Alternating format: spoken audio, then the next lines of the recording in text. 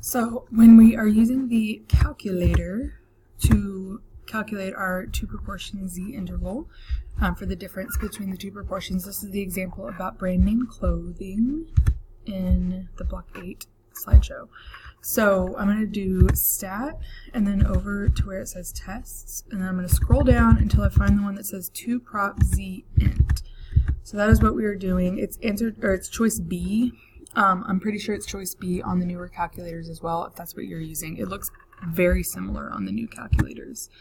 So then it's going to ask for 4 things, or actually 5 things. So it asks for x1, n1, x2, and n2. X represents the number of successes within that sample or within that group. N is the total sample size for that group.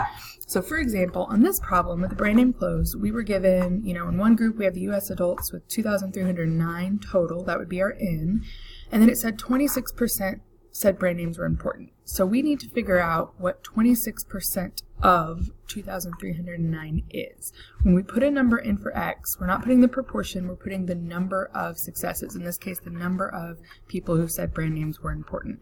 I can do that math right in this screen. I don't have to do it separately. So if I just put 0.26 times 2309 and then push enter, it'll go ahead and do that math.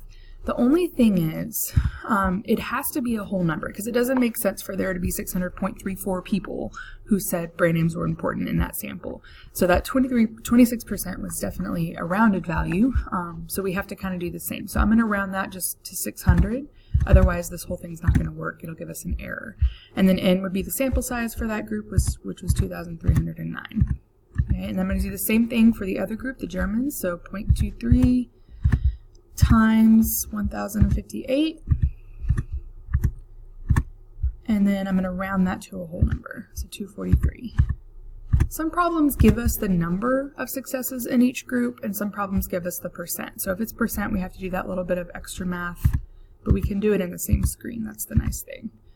So my N for the German group was 1058, and then we put our confidence level. We wanted a 99% confidence level, so 0.99 is what I'm going to put here. And then I'm going to calculate. And when I do that, it gives me this interval that I can continue on with my problem. Remember, if you're using your calculator, which is completely fine on a 2-prop because the formula is so long, it is okay to do that as long as you write somewhere in the problem that you're doing a 2 proportion z interval. You have to identify the type of problem you're doing in some way, whether that be with the formula or with the name of the test. So that is how you use your calculator. I'm going to scroll down a couple of slides and look at the other one just to show you, for example, on this problem, the second problem in our notes today, we are given the sample size for each group, and then we're given the number of successes, in this case the number who received tickets. So in that case, when I went to stat tests and then to prop z int, I could just put in the number. So like in this one, we have 80 cars that are painted red and 29 have received tickets. So I can just put 29 and then 80. So I was given a number this time instead of a percentage, so that makes it a little bit easier. So for the non-red cars, 49 received tickets and 267 total. And then we wanted a 95.